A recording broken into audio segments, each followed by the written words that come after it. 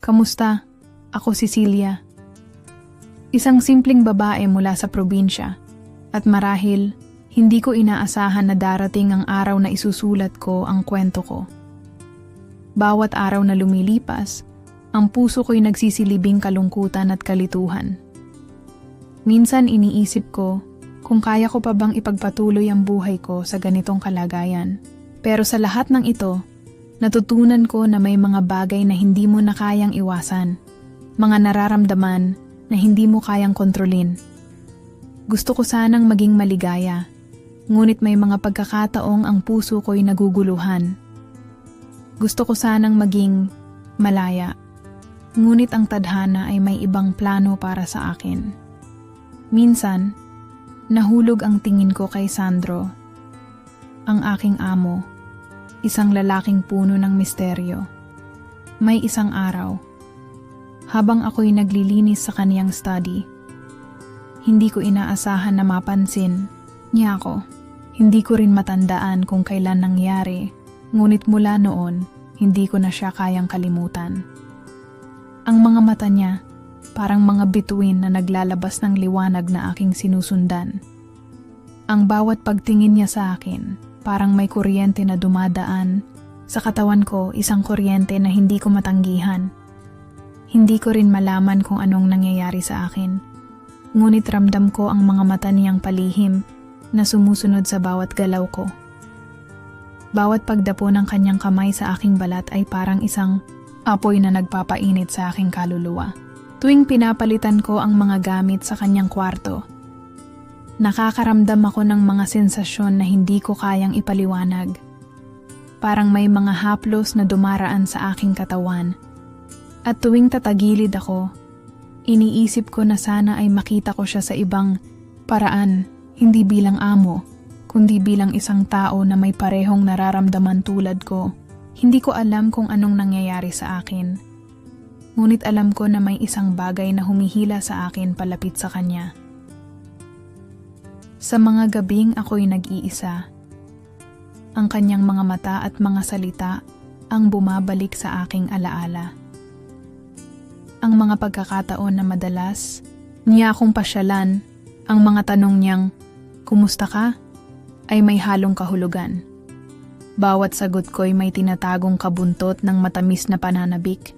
Minsan naiisip ko kung paano kung sana ay matutunan niyang makita ako hindi bilang isang tagapaglingkod, kundi bilang isang tao na may puso at kaluluwa na marunong magmahal. Hanggang isang araw, hindi ko na kayang magpigil. Naramdaman ko na kailangan ko nang magpahayag ng nararamdaman ko, kaya't nagdesisyon akong isulat ang lahat ng nasa puso ko. Ang mga salitang hindi ko kayang sabihin ng harapan. Inilabas ko ang mga iniisip ko, ang mga hangarin ko, at ang mga lihim na matagal ko nang tinatago.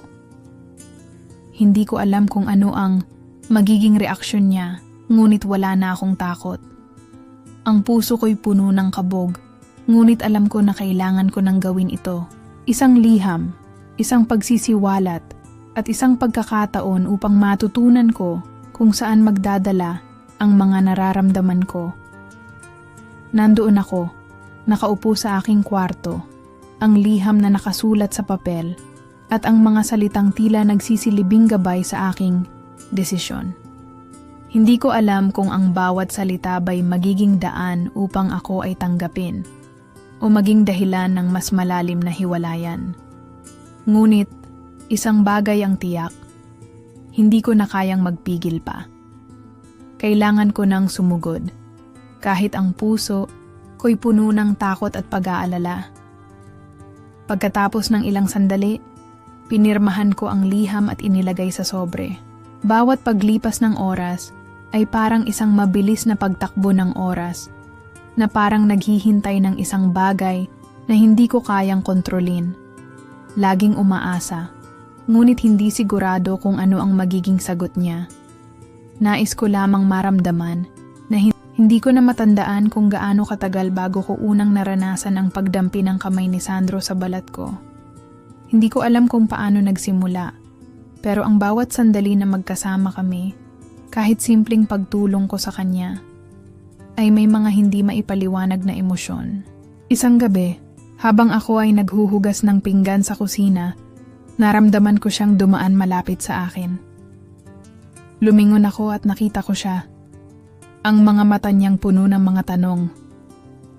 Walang salita, ngunit may pagkakaunawaan sa pagitan namin na para bang may mga hindi kailangang sabihin. Minsan, hindi ko kayang pigilin ang sarili ko. Sa bawat hakbang na ginawa ko, siya'y parang anino na sumusunod sa akin. Minsan, sa gitna ng mga pagkakataon na nag-aalaga ako sa kanya, nararamdaman ko ang kanyang mga mata na nakatutok sa bawat galaw ko. Bawat simpleng pagkilos ko, pagtaas ng kamay, paglingon sa kanya, parang may kuryente na dumadaloy sa amin. Hindi ko alam kung siya ba ay napapansin din ito. Ngunit alam kong may kakaibang tensyon sa hangin. Isang gabi, habang abala ako sa paghahanda ng kanyang hapunan, bigla siyang pumasok sa kusina. Walang anuman, ngunit ang kanyang presensya ay may ibang epekto sa akin. Habang naghahanda ako ng mga sangkap, naramdaman ko ang kanyang mga mata na hindi na natatanggal mula sa aking likuran. Sa bawat galaw ko, pakiramdam ko'y parang ang bawat pagtitig niya ay sumisilip sa pinakasikretong bahagi ng aking katawan.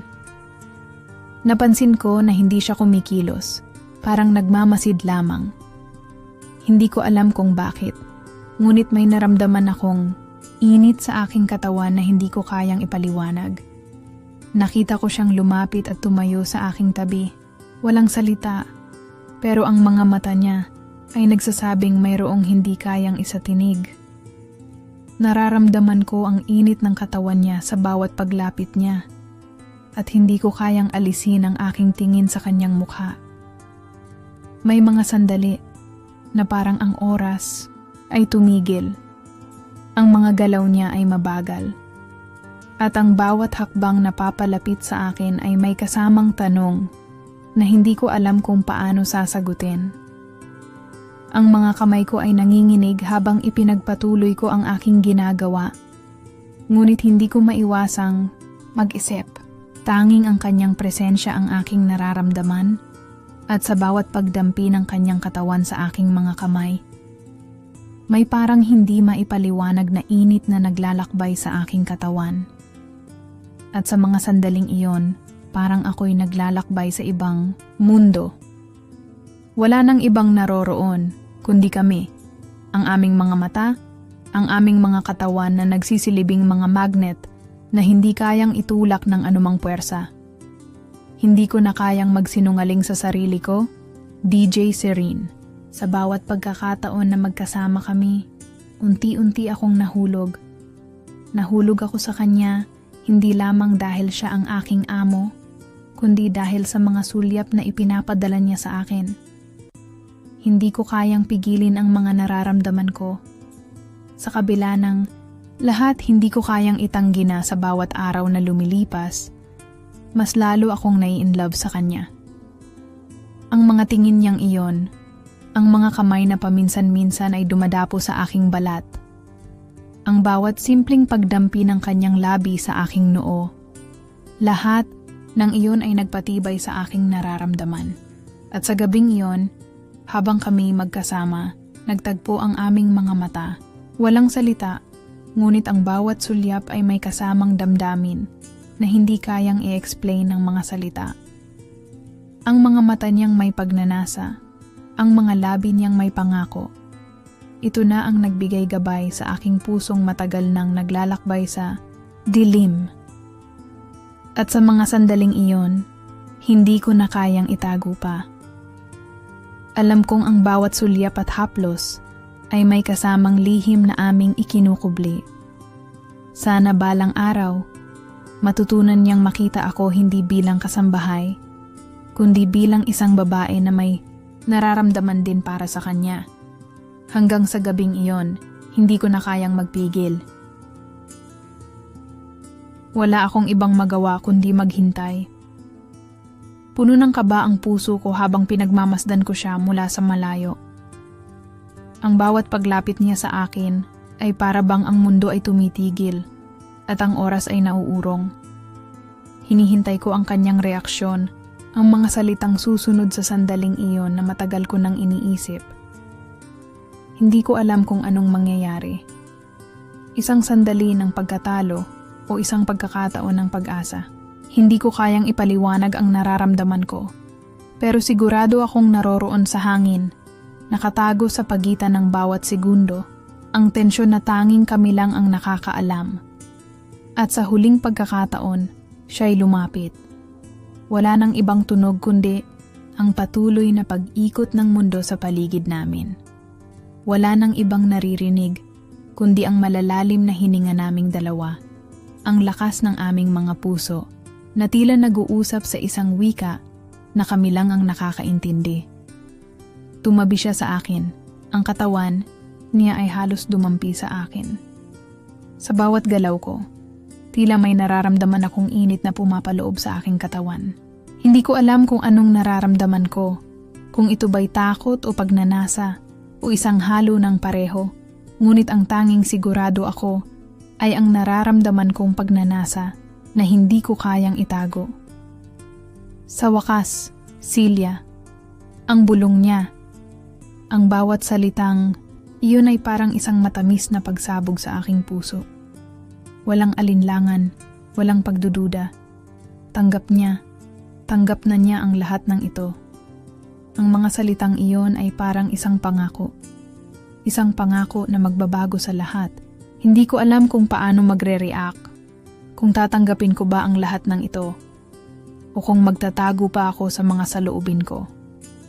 Ngunit alam ko na sa mga sandaling iyon, wala na akong ibang nais kundi maramdaman kung paano ang kanyang mga labi sa aking balat. Sumandal siya sa aking tabi at naramdaman ko ang init ng kanyang katawan.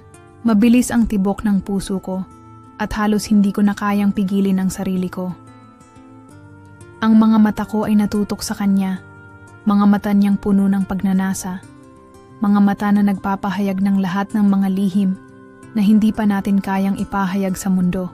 Nagtagpo ang aming mga mata at sa mga sandaling iyon, tila ang lahat ng aking nararamdaman ay napagod na sa pagtatago. Ang mga alalahaning nakatago sa puso ko ay nagbukas at wala na akong ibang ninais kundi ang yakapin ang mga sandaling iyon.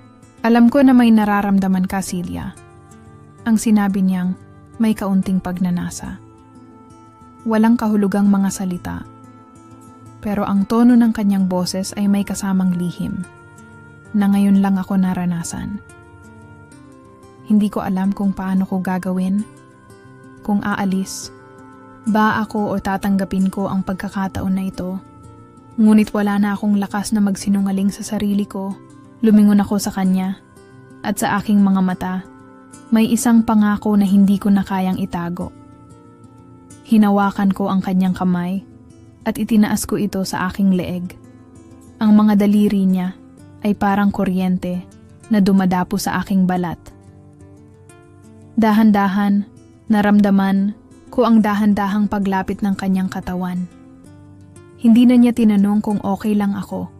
Ang kanyang katawan, ang mga kamay niya, ang mga mata niyang puno ng magkasunod na tanong at pangako ay nagsalita para sa kanya. Sa bawat galaw na iyon, naglaho na ang lahat ng takot, ang lahat ng pagdududa. Bawat sandali ay tila nagiging isang magandang pangarap na hindi ko nais gumising mula rito. Sa mga sandaling iyon, natutunan kong tanggapin na hindi ko kayang magpigil. Wala nang takot, wala nang alinlangan. Hindi ko na kayang isikreto pa ang lahat ng nararamdaman ko. Nandyan siya, ang lalaking matagal kong pinapangarap, ang lalaking sa wakas ay naging totoo sa lahat ng iniisip ko. Ang mga mata ko ay nagsasalita, ang mga labi ko ay naglalabas ng mga salitang hindi ko kayang ipaliwanag. At siya na rin mismo, ay naroroon, at walang salitang sapat, hindi ko na kayang pigilan pa ang nararamdaman ko. Wala na akong ibang nais kundi ang mas maging malapit pa sa kanya, ang maipadama sa kanya ang lahat ng mga lihim na nakatago sa loob ko. Parang hindi ko na kayang takpan ang apoy na sa wakas ay Ang init na umaabot sa bawat sulok ng katawan ko. Ang bawat galaw niya, ang bawat titig, ay nagsisilbing apoy na pinapalakas ang bawat hibla ng nararamdaman ko. Nag-aalab ako at parang siya rin. Ang mga kamay ko ay kumilos na, parang hindi na kayang pigilin ang lahat ng nangyayari. Pinisil ko siya ng dahan-dahan at naramdaman ko ang mabilis na pagtibok ng puso niya. Tumingin siya sa akin, ang mga mata niyang puno ng pagnanasa ay parang nagsasabing walang takot, walang alinlangan, at hindi siya nagtatago ng anumang nararamdaman. Sa bawat minuto ng katahimikan, nagiging mas matindi ang tensyon sa pagitan namin. Nais ko siyang lapitan. Ang mga labi ko ay naglalabas ng hindi na kayang ipaliwanag na nararamdaman. Dahan-dahan, ang mga daliri ko ay dumaustos sa kanyang leeg. Ang init ng kanyang balat ay tumagos sa aking mga palad.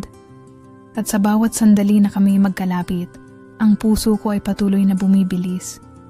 Gusto ko na siyang maramdaman ng mas malalim, hindi lang sa pisikal na aspeto, kundi pati na rin sa emosyonal.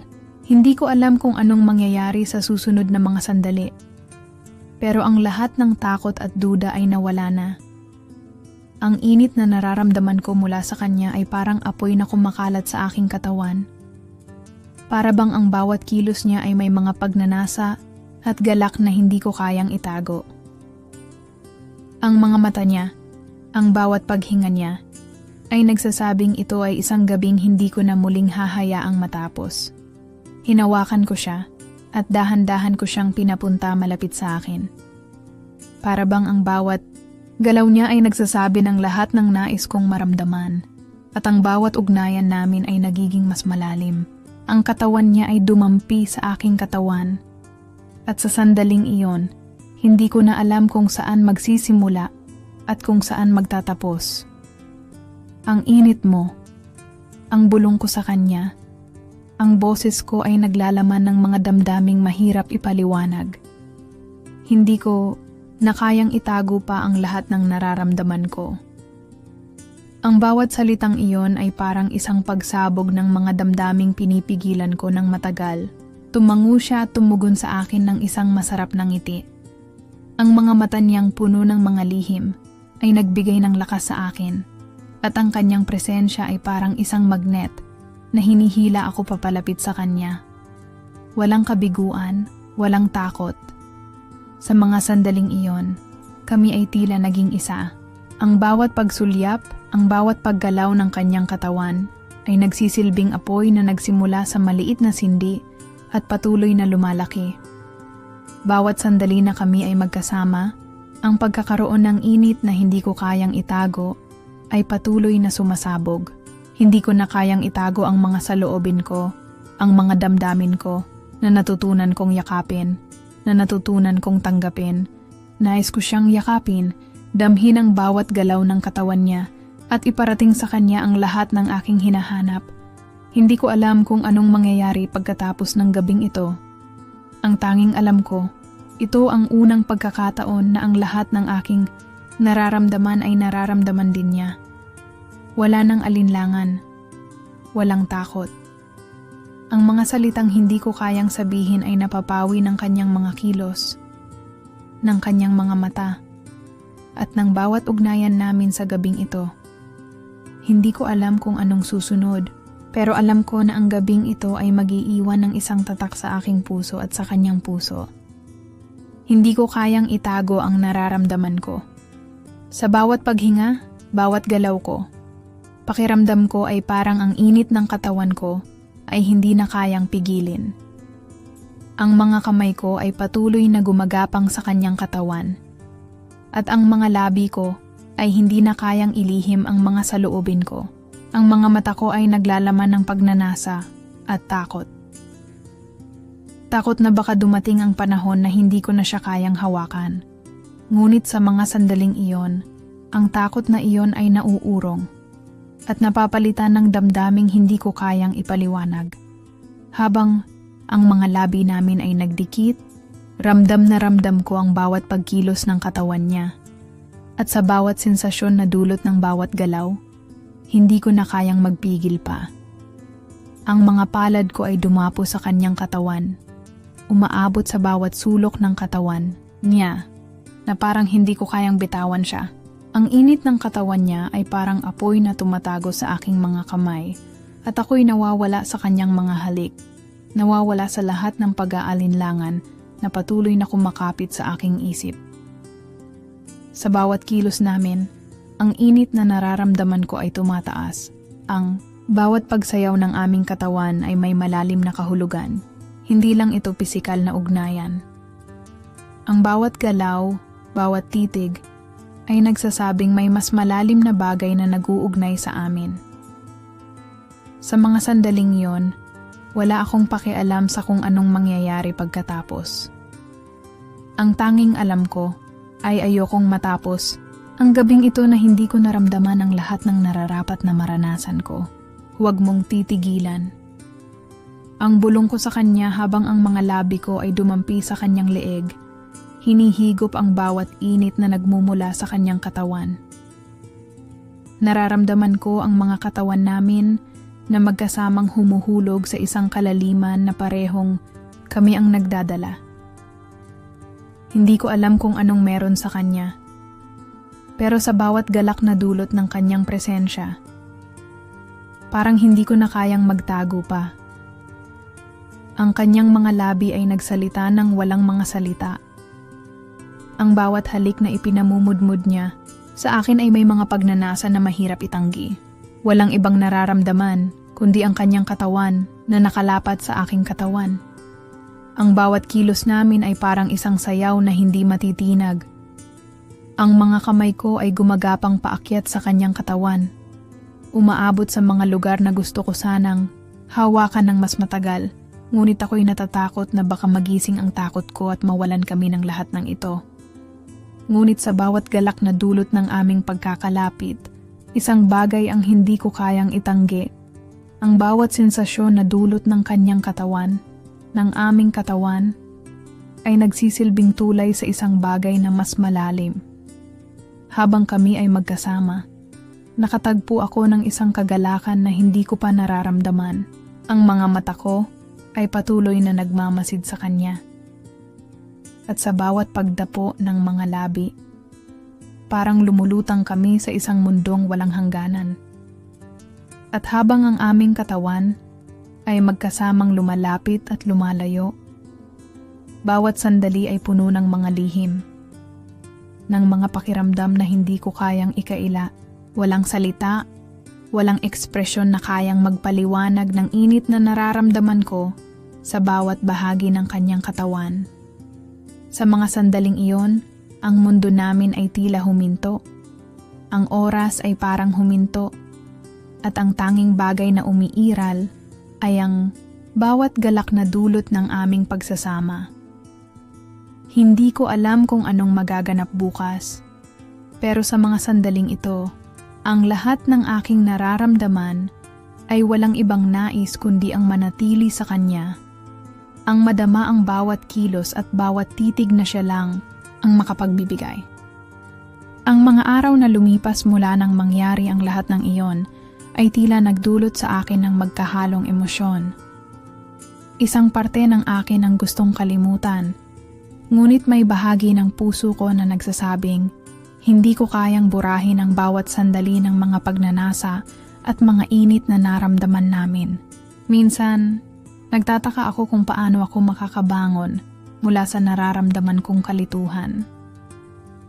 Napansin ko na hindi na ako makatawid sa araw nang hindi naiisip siya.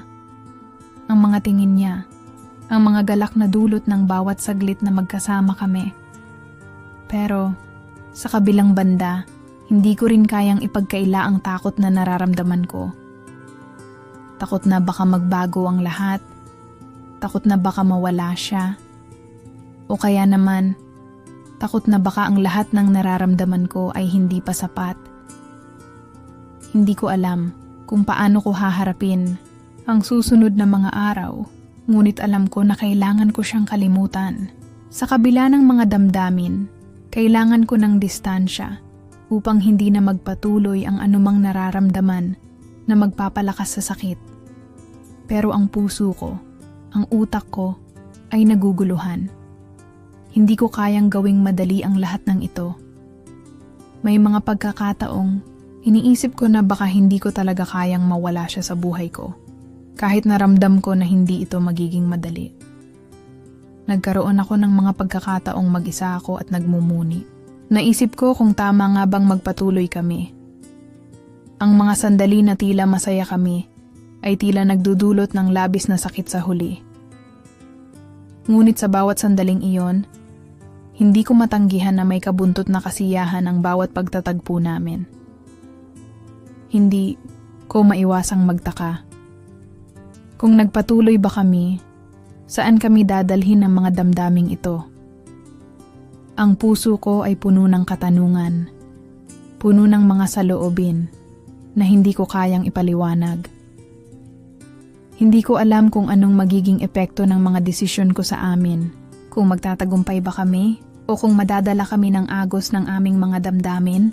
Alam ko lang na ang mga nararamdaman ko ngayon ay isang pagsubok sa aking kakayahan na magpatawad at magbigay ng pag-ibig, kahit na puno ng takot at pagdududa. Ngunit, sa mga sandaling iyon, hindi ko kayang iwasan ang nararamdaman ko.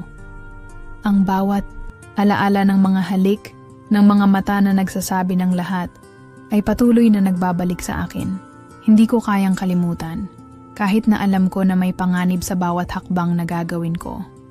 Sa bawat araw na lumilipas, patuloy akong naglalaban sa sarili ko. Alam ko na ang mga desisyon ko ay may kaakibat na mga pagpapasya na magdadala ng mga pagbabago. Hindi ko alam kung ano ang hinaharap para sa amin, ngunit isang bagay lang ang sigurado. Ang takot na nakatago sa puso ko ay hindi ko kayang takasan. Hindi ko alam kung paano ko haharapin ang mga susunod na araw. Ang lahat ng mga nararamdaman ko, ang lahat ng mga pagsubok, ay naglalaban-laban sa aking puso at isipan. Ng mga nakaraang araw, laging bumabalik sa akin ang mga tanong na wala akong sagot. Ang takot, ang duda, at ang mga pangarap na pinipilit kong patagilid na ilihim sa aking sarili. Lahat ng iyon ay nagpapahirap sa akin. Nasa isang punto ako kung saan kailangang magdesisyon. Kailangan kong magtakda ng hangganan o kailangan kong tanggapin ang kung anuman ang mangyari sa amin. Hindi ko na kayang magtago pa. Hindi ko kayang magpatuloy sa isang relasyon na puno ng takot at pagkabalisa. Ngunit paano kung ang lahat ng ito ay nagdulot ng isang mas matinding pagkakamali? Paano kung iniwasan ko ang pagkakataong sana ay magbukas ng mas magagandang pagkakataon? Habang ang mga oras ay dumadaan, hindi ko maiwasang magtanong sa sarili ko. Pwede ko bang gawing tama ang lahat ng ito? Pwede ko bang magpatuloy na hindi mawalan ng lahat?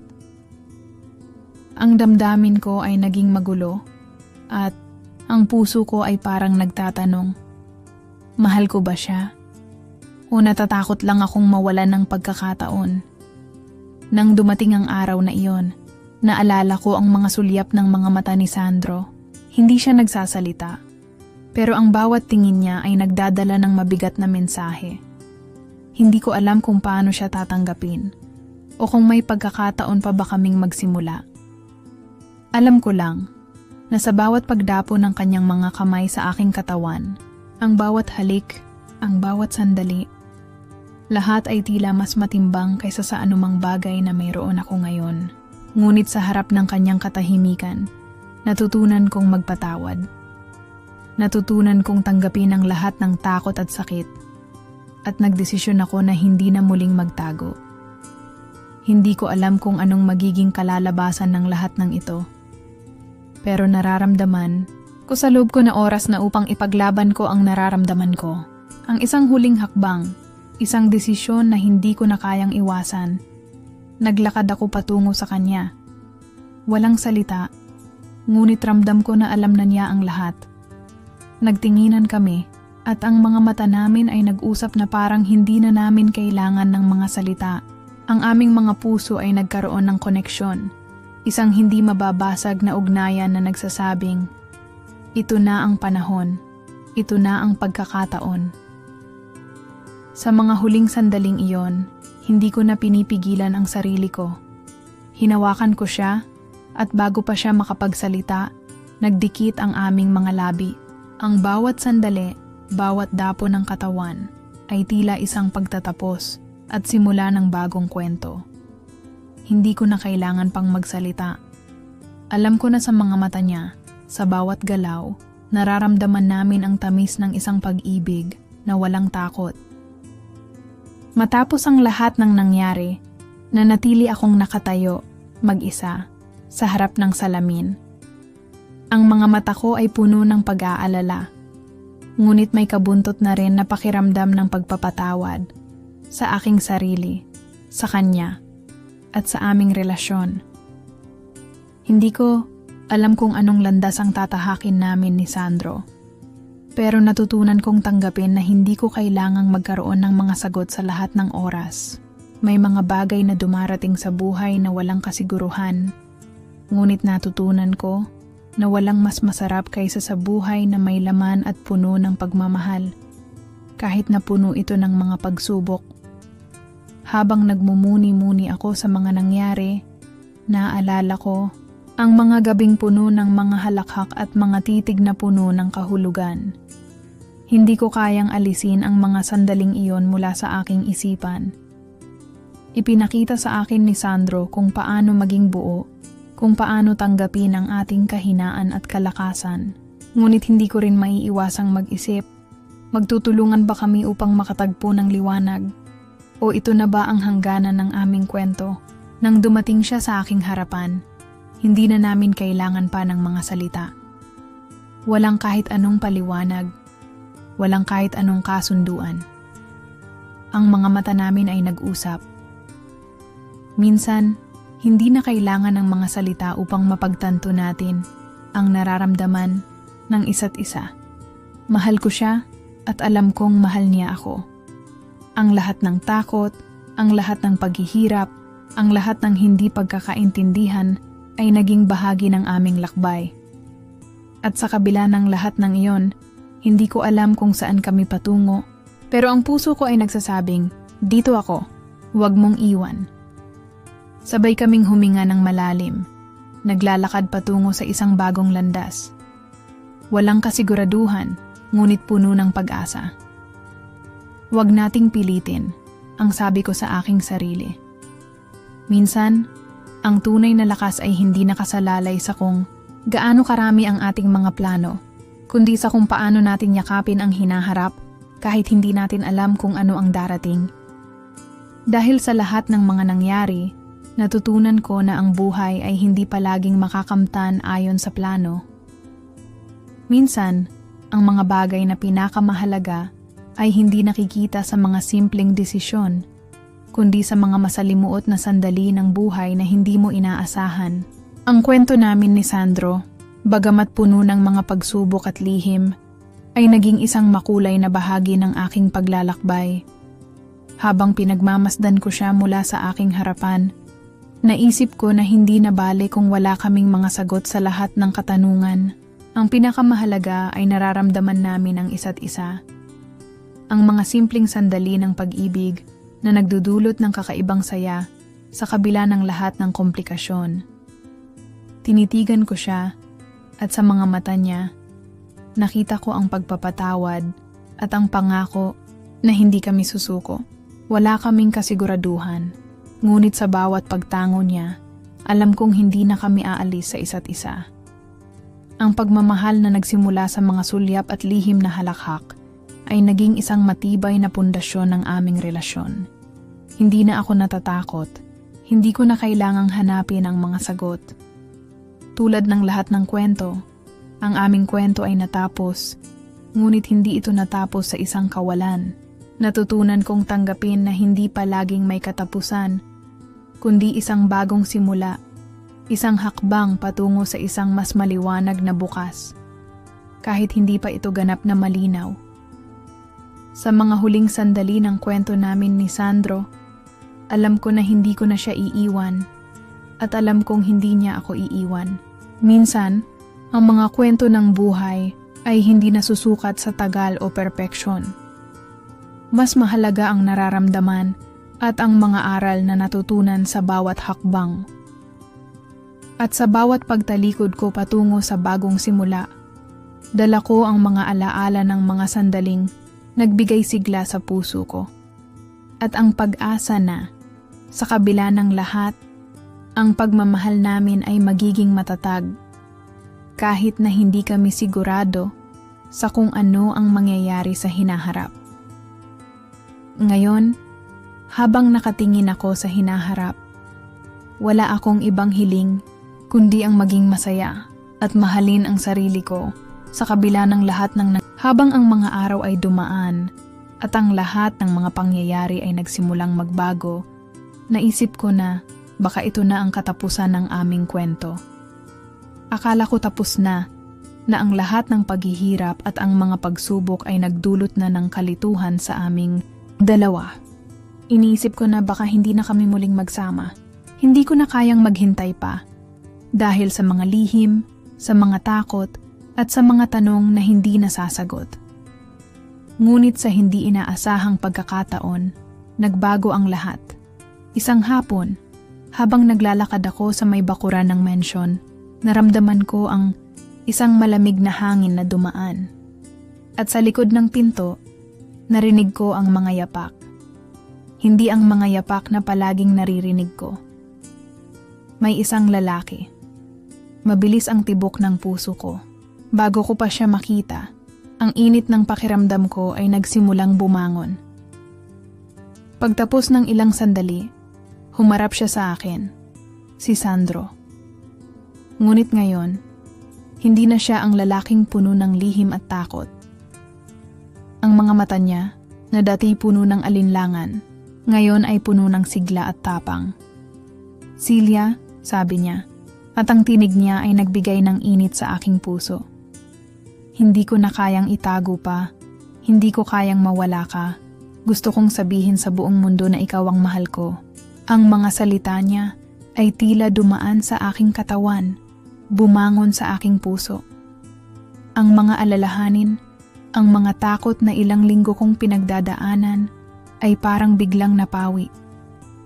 Ang mga mata ko ay nagliliwanag at sa mga sandaling iyon, natutunan ko na ang pagmamahal ay hindi nasusukat sa mga balakid. Ito'y isang pagpili, isang desisyon na may kalakip na lakas ng loob at tapang. Pero, paano tayo? Tanong ko, hindi makapaniwala. Paano ang lahat ng mga taong makikialam sa atin? Tumingin siya sa akin, at sa mga mata niya, nakita ko ang isang lalaking hindi natakot. "Kaya natin to," sagot niya. Wala na akong pakialam sa kung ano ang sasabihin ng iba. Ang mahalaga ay ikaw. Tanggapin mo man ako o hindi, ikaw ang pipiliin ko. At sa mga sandaling iyon, naramdaman ko ang tunay na tapang ng puso ko. Hindi na ako natatakot. Hindi ko na kailangan magtanong kung tama ba ang ginagawa namin. Kasi alam ko, sa puso ko, ito ang tamang hakbang. Naglakad kami magkasama, at sa bawat hakbang na tinatahak namin, natutunan kong ang pag-ibig ay hindi basta-basta. Kailangan ito ng tapang, pangako, at lakas na ipaglaban. Lalo na kapag alam mong ito ang para sa'yo. Ang mga linggo ng paghihintay, ang mga gabi ng pagnanasa at pangarap ay napawi. Nandiyan na siya sa aking harapan, at hindi ko na kayang panghawakan pa ang mga pagdududa. Sa mga mata niya, alam kong magiging okay kami. Hindi kami kailanman magkakaroon ng perpektong mundo, pero magkasama kaming magtatagumpay. At sa huling pagkakataon, habang ang araw ay sumisikat, pinili ko ang magtiwala sa aming pagmamahalan. Ang pagmamahalan na hindi kailanman matitinag ng anumang pagsubok. Sa huli, natutunan ko na ang kwento namin ay hindi isang pagtatapos, kundi isang bagong simula, isang simula ng mas matatag at mga kasirin. Salamat sa pagsama sa akin sa kwentong ito. Ang buhay ay puno ng mga pagsubok at pagkakataon. At tulad ng mga karakter sa kwento, natutunan nilang magpatawad, magtiwala, at magpatuloy.